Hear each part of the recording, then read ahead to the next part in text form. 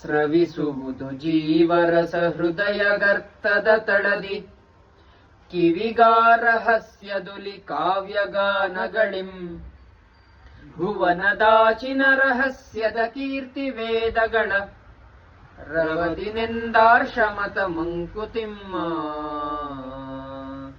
ಏಕಾಂತದಲ್ಲಿದ್ದಾಗ ಯಾವುದೋ ಒಂದು ಕಾವ್ಯವನ್ನು ಓದಿದ್ರೆ, ಯಾವುದೋ ಒಂದು ಕವಿತೆಯನ್ನು ಓದಿದ್ರೆ, ಅಥವಾ ಒಂದು ಒಳ್ಳೆ ಹಾಡನ್ನು ಕೇಳಿದ್ರೆ, ಅಥವಾ ಒಂದು ಒಳ್ಳೆ ವಾದ್ಯದ ಒಂದು ಸಂಗೀತವನ್ನ ಕೇಳಿದಾಗ ಒಂಥರ ಮನಸ್ಸಿಗೆ ಖುಷಿ, ನೆಮ್ಮದಿ ಎಲ್ಲ ಸಿಗತ್ತೆ. ಹೃದಯದಿಂದ ಜೀವರಸ ಒಸರುತ್ತೆ ಅಂತ ಇಲ್ಲಿ ಕಗ್ದಲ್ಲಿ ಹೇಳ್ತಾರೆ. ಇದಿಷ್ಟು ಜಗತ್ತಿಗೆ ಸಂಬಂಧಪಟ್ಟ ವಿಷಯ. ಇನ್ನ ಜಗತ್ತಿನ ಹೊರಗೆ, ಇಡೀ ಭೂಮಿಯಿಂದ ಆಚೆಗಿನ ಒಂದಿಷ್ಟು ರಹಸ್ಯಗಳು, ಜ್ಞಾನವನ್ನ ಈ ಒಂದು ವೇದಗಳು ಒಂದು ಶಬ್ದ ರೂಪದಲ್ಲಿ ನಮಗೆ ಹಿಂದಿಂದ ಬಂದಿದೆ. ನಮ್ಮ ಋಷಿಮುನಿಗಳಿಂದ, ಪೂರ್ವಜರಿಂದ ನಮಗೆ ಬಂದಿದೆ.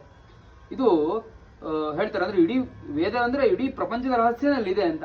ಕೇವಲ ಯಾವುದೋ ಒಂದು ಜಗತ್ತಿಗೆ ಸಂಬಂಧಪಟ್ಟಿರೋದಲ್ಲ. ಇಂತಹ ಜಗತ್ತಿನ ರಹಸ್ಯವನ್ನ, ವಿಶ್ವ ಜೀವನದ ಒಂದು ಜ್ಞಾನವನ್ನು ತಿಳ್ಕೊಳ್ಬೇಕಂದ್ರೆ ವೇದವನ್ನು ಓದ್ಬೇಕು. ಈ ರೀತಿ ವೇದದ ಮಹತ್ವವನ್ನ ಈ ಕಗ್ಗದಲ್ಲಿ ನಮ್ಮ ಮುಂದೆ ಪ್ರಸ್ತುತಪಡಿಸಿದ್ದಾರೆ. ನಮಸ್ಕಾರಗಳು.